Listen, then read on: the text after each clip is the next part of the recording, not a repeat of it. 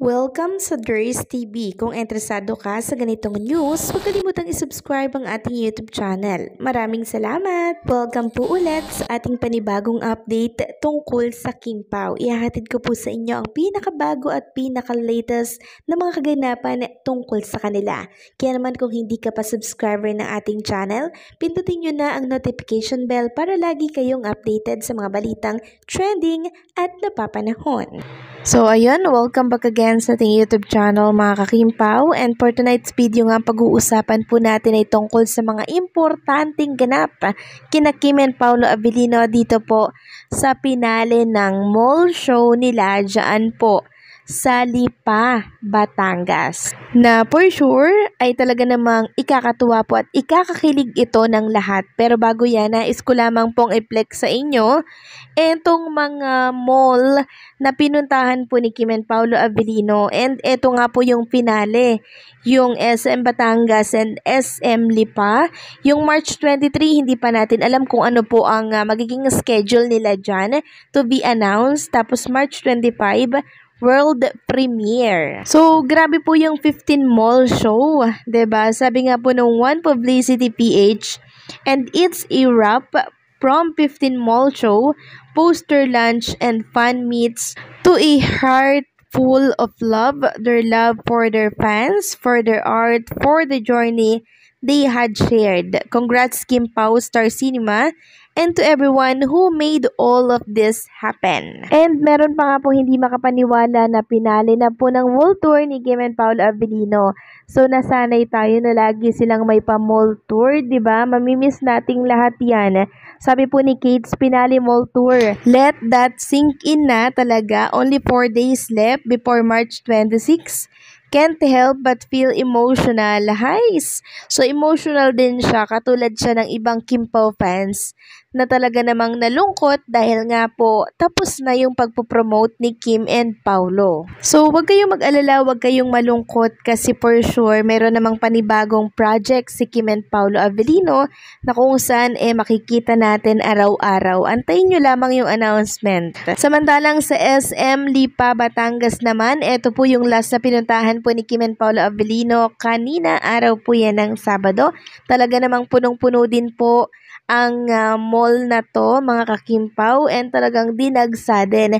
So lahat po ng mall na pinuntahan po ni Kim and Paolo Abilino ay talaga naman pong dinadayo, dinadagsa, and talaga namang sinusundan sila ng mga fans mula sa iba't ibang panig po ng ating bansa. Nakaka-proud, 'di ba? Dahil talaga namang yung mga fans ni Kim and Paolo Abilino ay talagang nag-e-effort, 'di ba? And talagang sobra yung pagmamahal nila for Kim and Paolo, nakakatuwa. So, diyan po may nangyaring pahag si Chinita Princess na siyang kinatuwa po at kinakilig ng maraming fans. Ito po mga kakimpaw yung tinutukoy natin.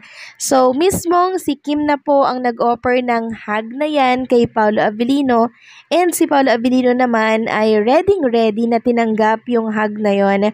Ayan po mga kakimpaw, and talaga namang viral na to sa TikTok and sa social media platform. Kinilig po ang lahat dito kasi mismong si Kim na po yung nag-offer ng hug for Paolo. Sabi nga nila, ang tapang na ni Chinita Princess Katulad na lamang po ng caption dito, apakatapang naman pala Chinita may payakap. Sobra po talagang pinasaya ni Kim and Paolo Abilino ang mga taga Batangas, and syempre lahat ng mga Kim Pao fans na nakapanood po ng mga happenings doon.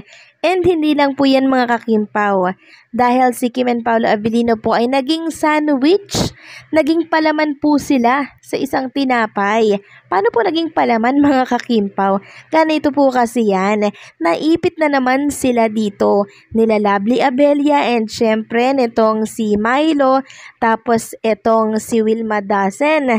Grabe, inipit na naman sila, tapos yung pag-ipit po kay Kim and Paolo Abilino paharap. Sabi nga po ng marami, naku, damang-dama ni Kim and Paolo Abilino yung init ng isa't isa dito kasi sobrang higpit po ng pagkakayakap ng mga nasa likuran po nila. And alam niyo po ba mga kakimpaw, itong si Lovely Abelia, talagang yung paa niya, tinaas niya pa para sikip na sikip talaga. Ayan po mga kakimpaw, ilalagay ko na lamang po sa mga screen po ninyo. Ganyan kakulit yung mga cast po ng My Love Will Make You Disappear. Sabi nga po dito ng isang page na nagpost, ang kukulit, ipit na ipit ang mag-Diyosawa. So hindi ko nga po kinaya yan mga kakimpaw kasi si Kim and Paolo Avellino, tingnan nyo naman po, dinaramdam at tinanamnam po nila ang init ng isa't isa. Grabe din ano? Tingnan nyo naman po yung pwesto nila dyan, nakakaloka talaga, ang kukulit nila. So sabi dito nung nagkomento, okay lang maipit sila nang makaramdam daw ng init sabay tawa. Ang sarap daw tingnan. May nagsabi bang, hoy putek, talagang na-sandwich yung dalawa. Sabi pa ng isa, grabe, wala ng hangin. So talagang nilubos-lubos na po ni Kim and Paolo Avellino yung kanilang finale mall show. And I'm sure mamimiss to ng lahat mga kakimpaw, kaya nga po maraming nalulungkot dito Pero wag kayong malungkot kasi pag may matatapos, syempre may panibagong magbubukas at magsisimula na naman, okay? Sa panibago tayo handa. No, kung ano man yung panibagong project ni Kim and Paolo Avellino. So, eto po yung mga komento ng mga netizen, mga fans dito po kay Kim and Paolo Avellino. Sabi po dito ng isa, Sepangs is real. Thank you so much, Kim Pop, for making our every week extra special. Whether we are part of Team Bahay or Team Live, we can truly feel your love.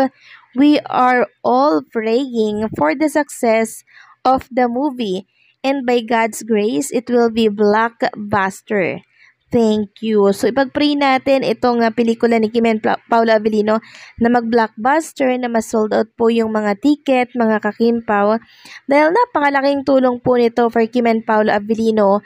And, syempre, pag ganito yung mangyari, syempre, meron niyang second movie ulit. So, mauulit-ulit yung pa-mall tour nila na which is gustong-gusto naman natin kasi every week meron silang mga paayuda na nangyayari. Parang ang nangyayari kasi na-energize tayo lagi pag nakikita natin si Kim and Paolo Avellino na lagi pong magkasama.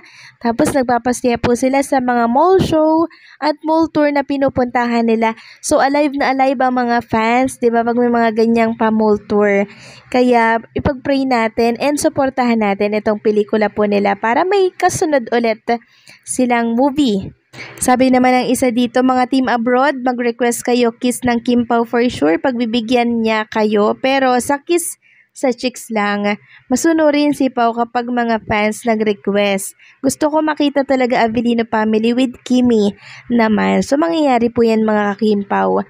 Relax lang muna tayo kasi sa ngayon mga kakimpaw, nakapokus po si Kim and Paolo Avellino sa kanilang karera dito po sa showbiz kasi napakaganda po ng kanilang ng kanilang career. Kaya wait lang po natin yan, okay? So, paano hanggang dito na lamang pong update natin. Maraming salamat po sa patuloy na pagsuporta.